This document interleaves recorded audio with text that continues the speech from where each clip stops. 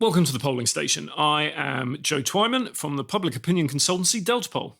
And I'm journalist Marie Lecomte. Hello. Hello, Marie. It's been quite a week. What have you been up to? It has. I went on the Labour battle bus, which I was so excited about. Like, generally, every election, I really wanted to go on a battle bus. But crucially, and, you know, I'm happy to admit I have some fault in this, I never actually asked any of the parties if I could go on the battle bus. I mean, I was waiting to be asked, like a good Catholic girl.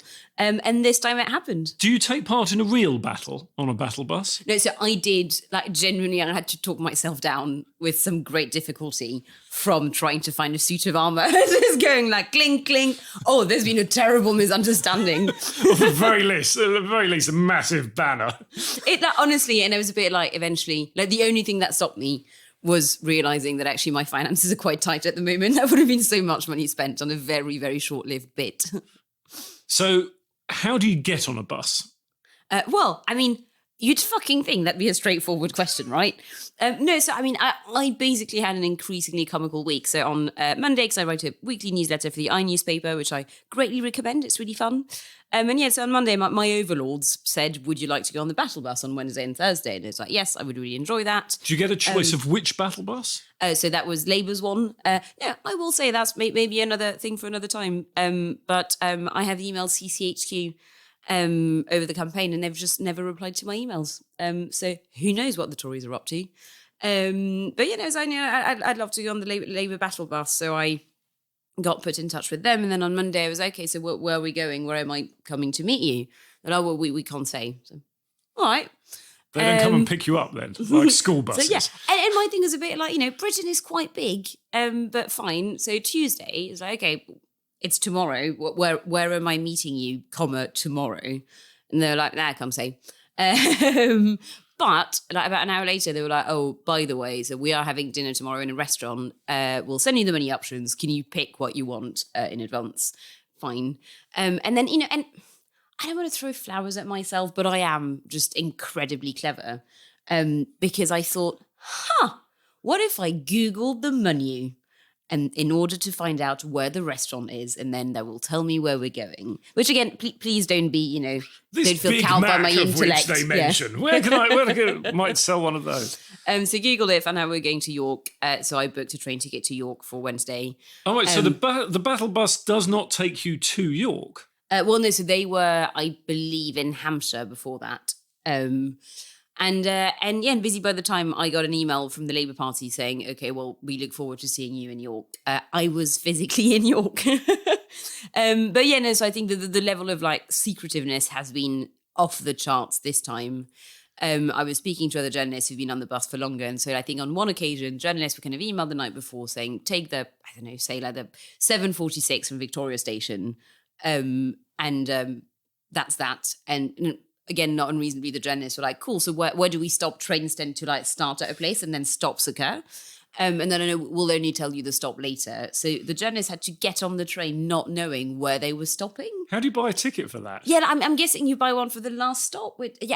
Entirely puzzling.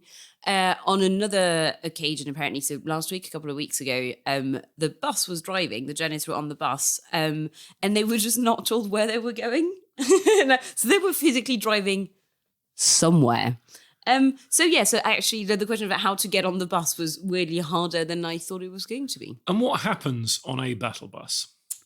Well, I wouldn't fucking know, Joe, because actually when they say, ooh, come on the battle bus, it'll be so fun, what they mean is there is a battle bus with, you know, party people and MPs and like candidates, etc., and all the party bigwigs. And then there's another bus, another poxy little bus for the journalists, which I should say, and actually it was a very nice bus, but it is just the journalist and basically some people who do operations for the Labour Party. And if you ask them any questions about stuff, they'll be like, oh, just put that in an email to the press office.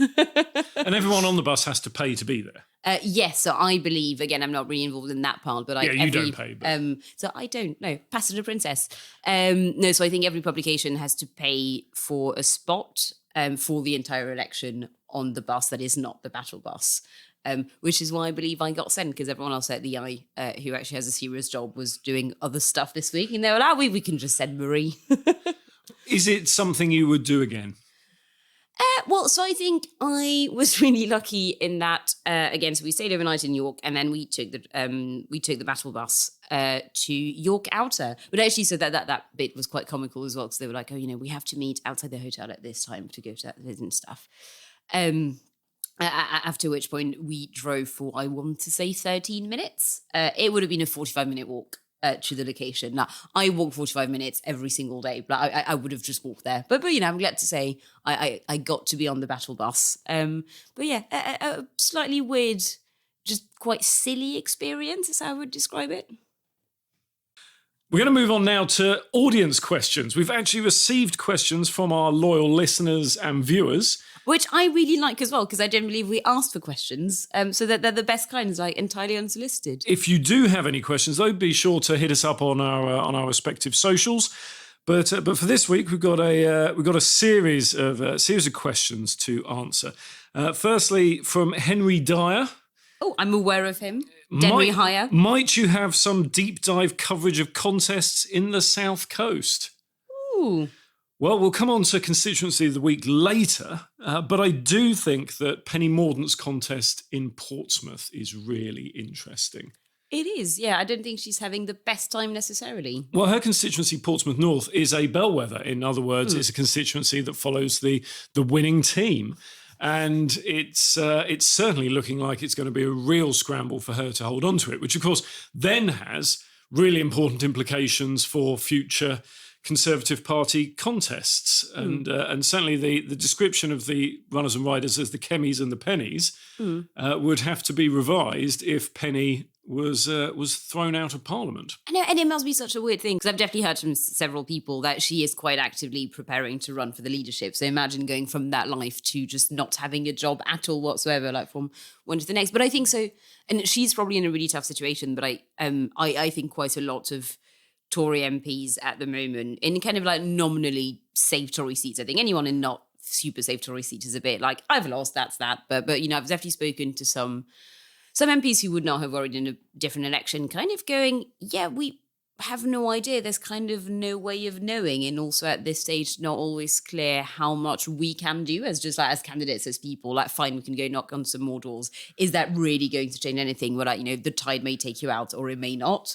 And I suspect Penny is one of those MPs kind of going, it is just unknowable at this stage.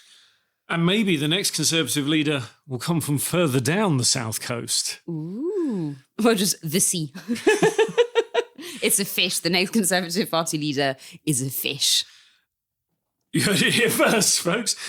We've also received a message from the lovely Natasha Clark, who asks, is it pronounced polling or polling, or someone else has added, polling? What do you say? No. So I think obviously we discussed. I don't want to let listeners, know too much about our, how we prep for the podcast, but we did discuss the questions in advance. I know, shocking, and I got wildly into my own head about this. Like, I think I said it out loud to myself a number of times, just in an empty room. I'm not sure, as I feel like, because I worry, because English is my second language. There are some words that apparently I've been saying wrong all this time, but no one's ever bothered to tell me. So I'm quite scared is going to be one of those. Because I would say, Joe, polling. That sounds like polling. Oh me. God! No. And I'm not saying that's bad. I say polling. Polling. Polling is an alternative, but I'm not sure. It's one of those things. I feel like there's a little. I think it's a soft little O. Like you go up a little bit and then you go down a little bit. It's a good question, though, isn't it? And I do wonder if there are regional variations. Might someone with a Scottish brogue say polling? I will not be attempting accents, but thank you so much for that trap. That was my Scottish accent. I don't know if you picked up on that. I think we should do subscribers, like paying subscribers only special later, where we just say the word polling in lots of different ways. Well, that's funny because James Mawillis, I assume that's like Majuli, a reference there from the early 2000s. James Mawillis on Twitter says, "Is there an Acast Plus supporter feature?" Well, obviously we'd never go on Acast, would we? But nope. some sort of behind the scenes extra, perhaps on my OnlyFans site or something like that. For every £1 from subscribers, we'll say polling in a different way. We just have to come up with a different pronunciation each time. That's also, right. What is on your OnlyFans, Joe? Well, it's mainly polls. You should do an OnlyFans that's just swimming content called OnlyFins. Well, you heard it here first, James McWillis. That's what's going on. That's what's going on our paid Patreon OnlyFans extra. It's going to be me, Joe swimming, while Marie says polling. me in swimming content. I know of 3 people on Twitter who would subscribe to that. Yeah, I'm not one of them. I just really want to make it very clear that I'm not one of them. Don't go any further. So thank you all for your questions, and if you do have any related to anything we've talked about, or seemingly anything we haven't talked about, honestly, literally anything. We'll take anything. All helps. We should probably talk about some polling at this stage. Again, this was a terrible idea, I think, to talk about the pronunciation of the word very early on in the podcast, because every time we say that stupid word now... Yeah, Natasha's ruined it for she really has. She really has. But anyway, I think we should probably talk about MRPs, because they've been on It's the actually scene. pronounced MUP. No. So my thing for quite a long time was trying to it never caught on, which I'm really disappointed about, but I wanted to call them brrp. You know, like cats when they do a little, when they wake up. So brrp. When YouGov was developing it, Because the first one I remember was just like, oh. Well, yeah, we'll come on to that. But when in the early days when YouGov was developing it, Stephen Shakespeare at YouGov was very keen to call it Mr. P. But here's a surprise. If I never caught on. If I give you £20, would you be happy to say Mr. P instead of MRP somewhere on live television or radio? No. But, £25. Okay, 25. I'll tell you what, we'll put it on the podcast extras on our Patreon OnlyFins page. God. Anyway, polling. I first encountered MRP many years ago now. I was... Oh my God, an MRP hipster. I was working at YouGov at the time and had assembled a team of academics to take our data and work with it to come up with interesting stuff. And that was called Project Avengers, because obviously I'm a massive geek. Was it actually? Oh, God. No, it really, oh, it that really is was really called, mortifying. I'm sorry to hear that. Yeah. And this was in early sort of 2015. At the time, we were producing a huge amount of data at YouGov on a daily basis as part of the daily polling initiative that was thought to be a good idea at the time. And with all of that data, we thought, well, maybe people can look at these things. So fast forward 3 years later, and having experimented with it around the 2015 election. We then decided in 2017 that this would be something that we would actually launch. So 10 days out from the 2017 general election, if everyone remembers the Nothing Has Changed election with Theresa May versus Jeremy Corbyn, front page of the Times splashes the results of our MRP survey saying that the Conservatives were headed for a hung parliament as things stood. Now, it's fair to say that was not met with universal acclaim at the time. I received, as indeed did YouGov, a huge amount of, shall we say, constructive criticism. Some of it less constructive. Did Conservatives love it? Did they really love it? James Johnson, don't know whatever happened to him, famously told the people in Downing Street that they were going to stick the results of that poll and the Times headline on the wall when they got back into Downing Street with a majority. God! So well done him. Yeah, he's clearly he's clearly a polling expert. And then Jim Messina offered to take a bet on the result with one of the sales guys from YouGov who had no idea what was going on. He just obviously found him on Twitter somehow. Ian Dale, I remember saying... I am loving this gloating section, by the way. I'm not even being ironic. This is hugely enjoyable. Ian Dale drew particular attention to the fact that the poll said that Canterbury was going to go to Labour, and he found that particularly amusing as an evidence of just how far from the mark it was. I feel like I should just say as well, by the way, that if you're listening to this and not watching the video, Joe doesn't even have a written list. He is doing this from memory. He has a list of enemies in his head at all times. It's part memory, part PTSD. and so it was, yes. And so it was not met with universal acclaim, as I say. But what people forget is it wasn't the first MRP survey of that campaign. Really? Okay, no, that is, yeah. And that, I think, is a good illustration of the point about MRP surveys.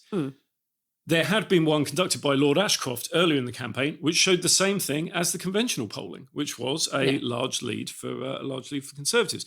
And actually, if you took the data set that YouGov used to produce that survey and ran just a standard uniform national swing calculation on it, it would have given you the same result of heading for a hung parliament. And so the thing to really keep in mind about MRP is that it is just another form of statistical analysis. But could you talk us through? I'm very clever and knowledgeable and so on and so forth, as well as very well dressed. But other listeners may want to get a quick refresher on what an MRP actually is. Just like a quick, again, this is not for me in any way, because I know I could do it myself, but I feel like it'd be better for you to do it. Okay, so everyone at home, sing along. MRP is short for multi-level regression with post-stratification weighting. Oh, that was nice. Have you? Did you train? Yes, yeah. As you can see, I'm classically trained. So what does that actually mean? How does it work? The way that I think is a good way to understand it is think about Lego.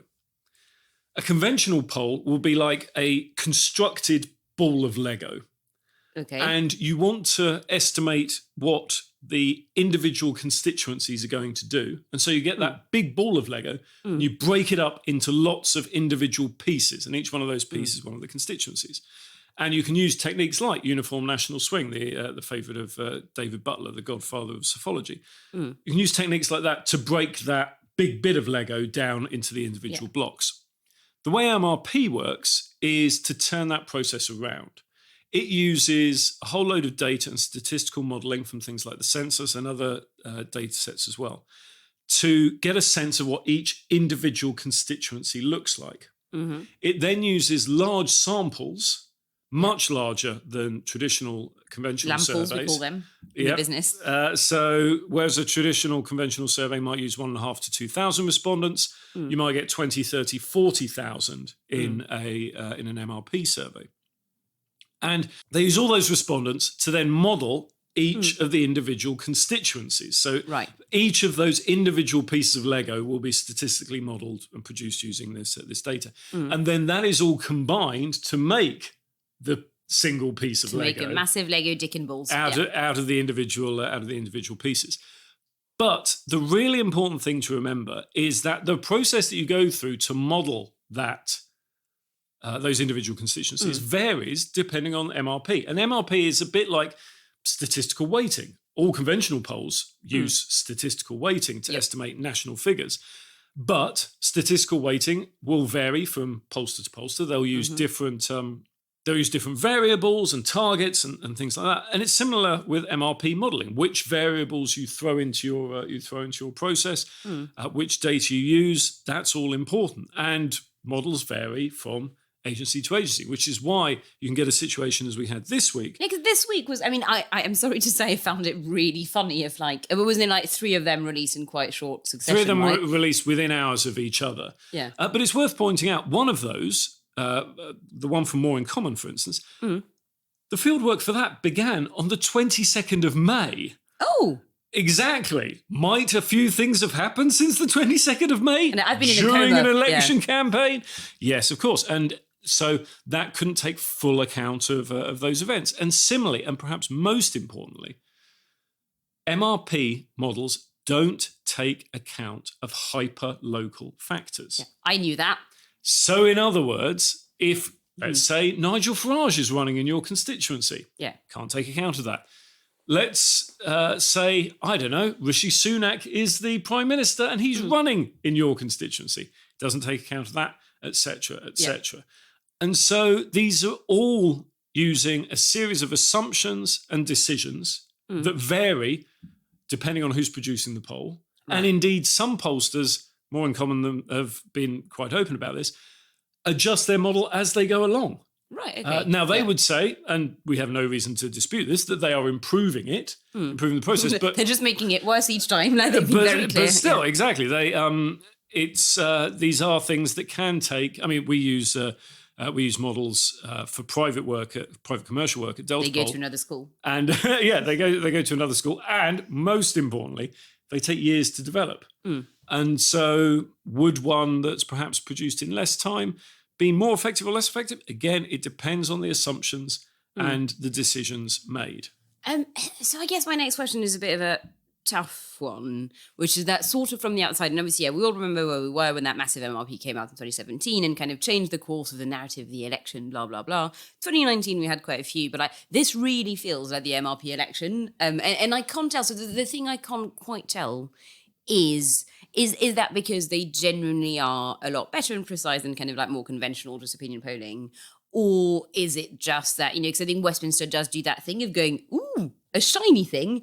This shiny pebble is going to be my favourite pebble, my favourite toy for the rest of time. And then they move on and find another pebble, etc. So how much of it, is it right that we're paying that much attention to MRPs compared to traditional polling? Or is it just a shiny pebble? I would take everything into account. And so conventional polls, MRP polls, they all add to our understanding if they're conducted correctly. They all add to our understanding of where the public are. But if they're not done correctly, they could actually make the situation worse. If you look at some MRP polls, for instance, they show, because of the way that the modelling works, they show the Conservatives improving their position in this election in areas like Liverpool, which seems a little odd because of the way that this modelling works. Yeah. Ultimately, all these things are designed to provide a link between the share of the votes and the share of the seats, which is really difficult to work out because of 650 constituencies across the country, which all have individual factors which will have an impact to a greater or lesser degree. And so it's always going to be difficult to do that. The exit poll, for instance, when it comes out, as many people will know, doesn't talk about individual constituencies. It just gives a constituency count. I think there's a very good argument that MRP should be used in a similar way to talk about seat counts. But of course, to go back to your question about why people do it, a lot of people do it because it then drives traffic to their website. Yeah. Because you can say, go onto our website and check out your constituency. And so I can see from a marketing point of view why you'd want to do it that way. Yeah. But my personal view is that actually for the general public, for general consumption, a seat count might be more helpful. And I think you've kind of slightly touched on a broader point here, I think, which is that, again, it's been the MRP election, it's been the polling election. And I think that is partly symptomatic of the fact that not a tremendous amount has happened. So, obviously you had D-Day and you had the betting stuff, which we'll get onto in a second. But aside from that, we kind of know what's going to happen. There's not been a tremendous amount of stuff. But I'm finding it increasingly frustrating and meta that so much coverage is just about the polling. It's a bit I don't know, not to get on my high horse, journalists have to explain what's going on to people and stuff. But I feel like, again, if I were just a normal, regular person who doesn't happen to be a massive nerd, I'm not convinced I would want to buy the paper every day and just read about polling. It's just it has really informed the narrative so much. I completely agree, but I would say, particularly in this election, that's because of the absence of anything else. Yeah. And so lots of polls are out there. So you'll always, if you've got to fill your 24-hour news service, if you've got to tweet about something for attention, if you've got to talk about something in your newspaper or on your radio show, then every day there'll be a new poll out. Whereas actually, what do the parties put out every day? Yeah. If you're lucky, stage-managed, tightly controlled photo opportunity. Yeah, fucking boring, let me tell you. A battle bus where you're not even allowed on the bus. The days of the... And they took my sword. the days of the early morning press conference every morning, setting out the agenda, are long gone. And there's been so little content. And you could argue, quite understandably, the Conservatives don't really want to put anyone up because they're in such a bad position. Labour don't want to rock the boat, so they don't want to do anything that scares people. Yeah. And there's only so many photos you can have of Ed Davey falling off stuff. And so given that, I think that polling has been promoted in this election in the absence of anything else. I think if there were grand narratives emerging from the campaign, we'd focus on that. But there just aren't. Yeah. And so you got to talk about something. But it is a bit, and obviously no offense to your people, or all of whom I love dearly. But it's been quite dull, though. No, I agree. But, and now a pull, and now a pull. And that's the other thing, because the polls actually haven't shown much in the way of change, as you would expect. Yeah. And so, Or people it's- getting incredibly excited by like a very, very slight outlier that's still within the like. and Nigel Farage is a good example of that. And so you have the event with Nigel Farage where he talks about the fact that Reform UK are ahead of the Conservatives. Well, they're only ahead by 1 point, and as we've previously discussed, that's within the margin of error. But also, more closely, when you look at these things, you find that prior to that event, that week, 5 polls were published. Only one of them had Reform UK ahead. By the end of that week, you have 12 polls covering the same fieldwork period, and only one of them had Reform UK ahead. And the average Conservative lead was 5%. And yet, Nigel Farage focuses on the outlier. Of course he does. Because He's a he can, campaigner, and he can. But then the press picks up on that, and that becomes the story because there's nothing else to talk about. And round and round and round we go. Where it stops, nobody knows. Because I was about to say, because then that gets quite meta, surely. Like, let's say you're actually a Conservative voter, but you'd been wavering. Maybe you'd been thinking about, like, going towards the Lib Dems, or maybe even going Labour, whatever. One of the kind of 7 voters they have left. If you see a ton of headlines going, "Ooh, Reform and Farage, are actually ahead," would you not be tempted to be like, fine, for fuck's sake, I guess I'll go back to the Tories? I think I'm always really interested in like voting behaviour, although I think with the massive caveat, if that's what you're about to say, that so few people meaningfully kind of follow politics, that there's probably not tons. It's not necessarily stuff you can see really showing in the data with that massive points going up and down and stuff, but for people who are interested in politics, I would be, really interested in knowing how that kind of shapes this, and especially people who are not kind of diehard for one single party. Academics from the University of Bath have looked into this in a systematic, quantitative fashion, and the paper that they produced talked about 2 things. Firstly, it talked about turnout being affected, and so how when there's a big gap and it seems certain that one party is going to win, as is indeed the case this time around, that's certainly the prevailing narrative. And if you're paying any attention to the election at all, that's what you'll hear. There is a suggestion that then suppresses turnout, which is entirely logical and understandable. There's then the question of the bandwagon effect, which is what you're talking about, the idea that, this party's on the rise, I'm suddenly going to engage in this and maybe I'll vote for them. Oh, no, that's strong horse theory. Yeah, exactly. Oh, no, because I meant the opposite. I get weak horse theory of like Tory voters who would be like, I normally wouldn't have bothered, but if Reform are doing so well, then maybe I should go back to my boys. That's why the evidence on bandwagon effect is more mixed. Right. Because people do respond in different ways. And so, whereas for turnout, it's much more clear. For how it motivates people in different ways will vary from person to person. Do we think I should do a paper on weak horse theory? Because I quite like it now. By all means, submit it to peer review. Will do. Should we also talk about betting? I suppose we should, yeah.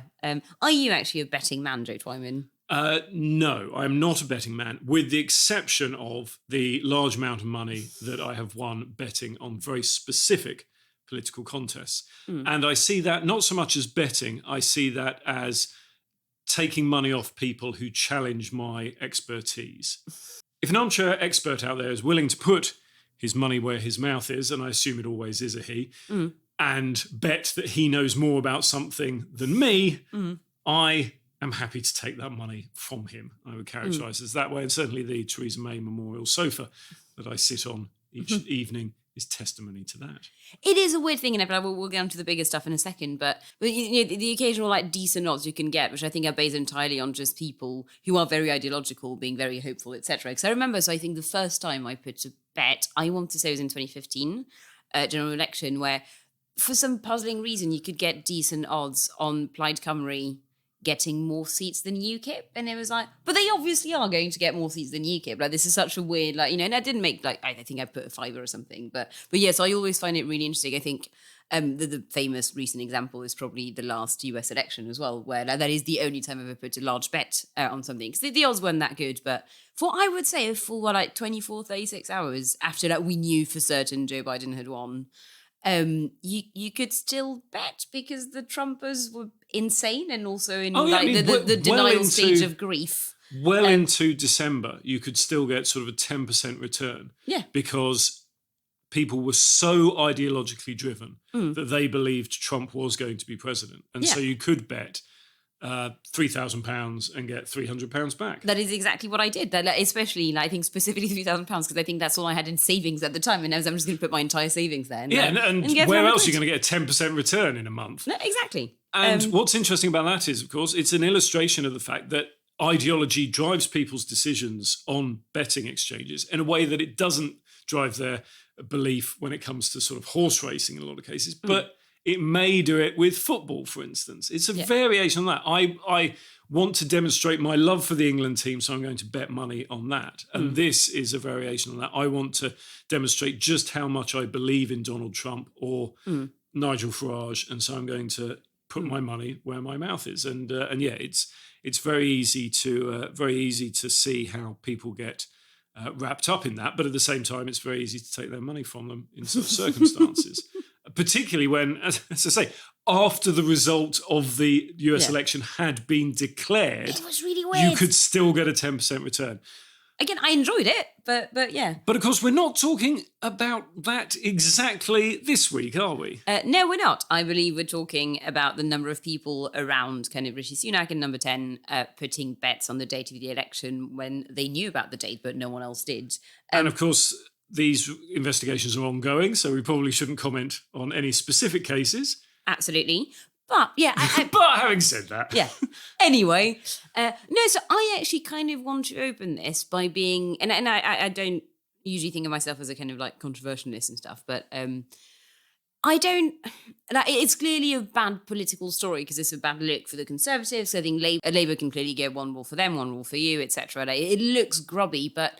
Is it actually criminal? Should it be criminal? Like, I'm finding this surprisingly conflicting, actually. I don't understand the legal status. A lot of the reports say that individuals are being investigated by the Gambling Commission, but I don't understand what that means, or indeed if they have actually broken any laws. As I understand it, you're not allowed to bet on privileged information. So in other words, the sort of betting equivalent of insider trading. But I don't know what counts as privileged information. And I also don't know what not allowed to means. Does that mean you've broken the rules and conditions of the betting site or the bookmakers? No, exactly. So or does it mean you've actually broken some law and could be thrown in jail or fined? I don't know what the situation is, but none of the reporting seems very clear on that. Yeah, I suspect that it's one of those where no one actually knows, because otherwise, again, like the phrasing in the news stories, I think would be a lot clearer. I have a really interesting experience in this because on more than one occasion, but particularly one specific... Is this Joe's crimes section? I'm excited. One specific occasion I remember, one of the bookmakers, and I can't remember which one it was, but I think it was quite one of the big ones, had allowed people to bet on what the next result of a YouGov poll would be. While I was at YouGov producing that poll. They didn't contact us in advance to say that they were doing this, nor did they contact us while it was going on to say, obviously you guys can't bet on this, or this would be against this law or that law or this rule to do that. They just let it out there. Now, we had a policy at YouGov of not betting on any private information, and so it wasn't an issue. But it seems surprising to me that that this sort of thing clearly goes on, and yet only now we're seeing examples of people being pulled up on it. I mean, everyone knows the story about, for instance, MPs making a lot of money about Michael Martin becoming the new Speaker of the Commons. This is back in the 2000s. Tony Blair, the name of Tony Blair's child, Leo, that was something that was bet on by MPs as well. So, yeah, it's an interesting one. And most interesting, perhaps from a strategic point of view, the massive uptick in the amount of betting that was taking place gave Morgan McSweeney over at the Labour Party an indication that we would be on for a July election. Which was, that was quite a clever thing. But again, yes, I'm really interested in where you draw the line, because I think, and as you mentioned earlier, I think a lot of political betting is done.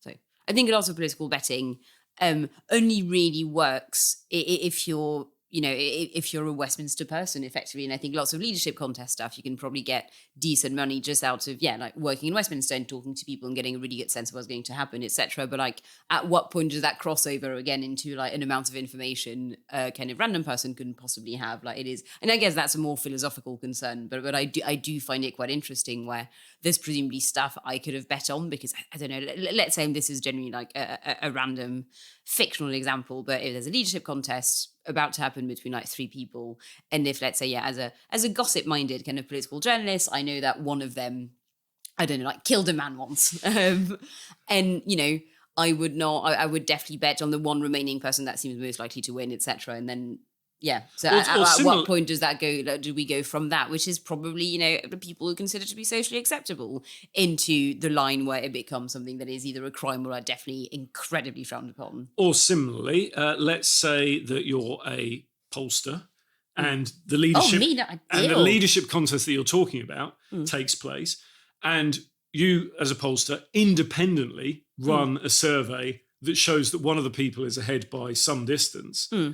Do you then bet on that? And if you do bet on that, is that then privileged information as well? Because anyone could conduct the poll if they wanted to. But what if, and here's where things get really murky, what if that poll shows that someone is well ahead, and by showing that they're well ahead because of the bandwagon effect that we had earlier, you actually make it a foregone conclusion? Are you then manipulating things? In the same way that I was once, this isn't really related to anything, I'd just forgotten until we started talking about betting, because so many of those markets are very, very small. I think the odds can move very quickly. If people find it funny to say, put a couple of quid on something that, again, they find amusing. Anyway, when Alan Rusbridger left The Guardian as editor-in-chief, for a brief period of time, I was the 4th most likely person to become next Guardian editor on whatever website it was at the time who decided to run odds on that. Because, again, I think it's literally like 4 friends of mine had found it really funny and I put a fiver on. Well, of course, there is a long history of leadership contests reflecting that, and people putting bets on themselves in order to elevate their position to make them be seen as a more serious candidate. But people who do that might go to prison for other reasons later on. So we'll have to see. But certainly it's a murky world, and I am interested to see whether this whole kerfuffle that we're seeing now about the bet around the date does produce actually a better understanding of people of what's allowed and what isn't. Because I imagine most people going into it prior to this probably didn't have a clue. No, I agree. And I think it's always really interesting to find social norms changing in real time, or like kind of being established in real time. And I think that's essentially what's happening now, which, as a nerd, I do always like. Now we get to it. Hang on. Constituency of the week. It's been so fun. I just have to go. Jesus Christ.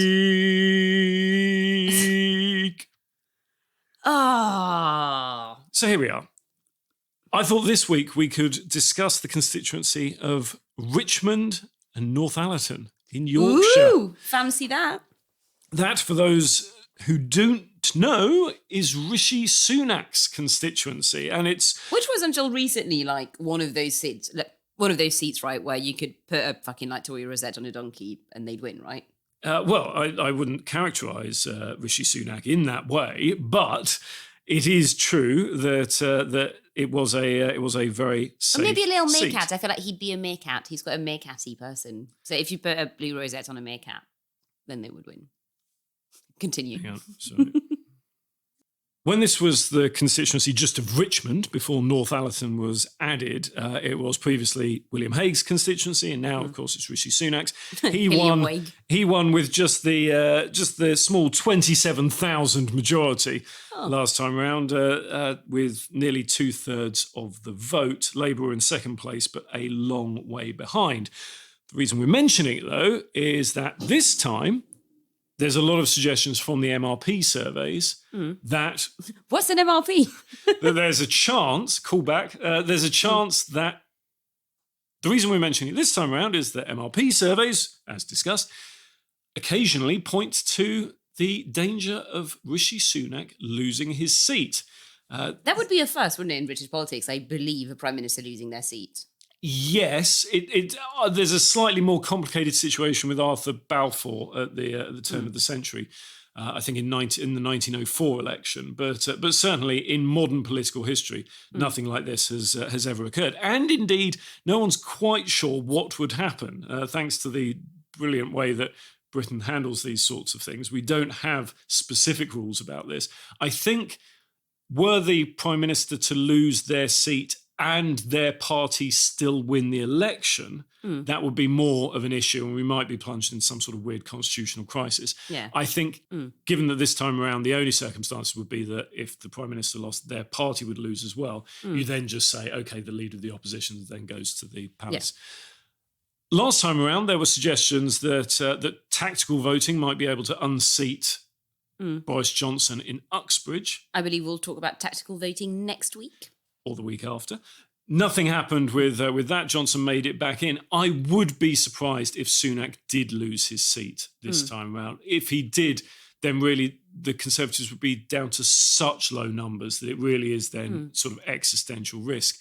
And as we talked about earlier, MRP surveys cannot take account of hyperlocal factors, and the PM being the constituency MP is a big hyperlocal factor, but it could work both ways. Tactical voting, for instance, despite the fact there's about 1 billion candidates in the constituency, tactical voting could mean that all of the anti-Sunak voters combine behind one candidate. Similarly, Sunak won't be campaigning in his own constituency for obvious reasons. So it could get complicated, but I'd be surprised if he were to lose his seat. Can I share my conspiracy theory, which is that Binface is actually a Tory plant? No, because if you look at it again, like, I think there's a world in which Binface plus Labour would get really, really close to Rishi's kind of overall vote. But because Count Binface is standing, then Tom Wilson of the Labour Party will probably not win because splitting the anti-Tory vote.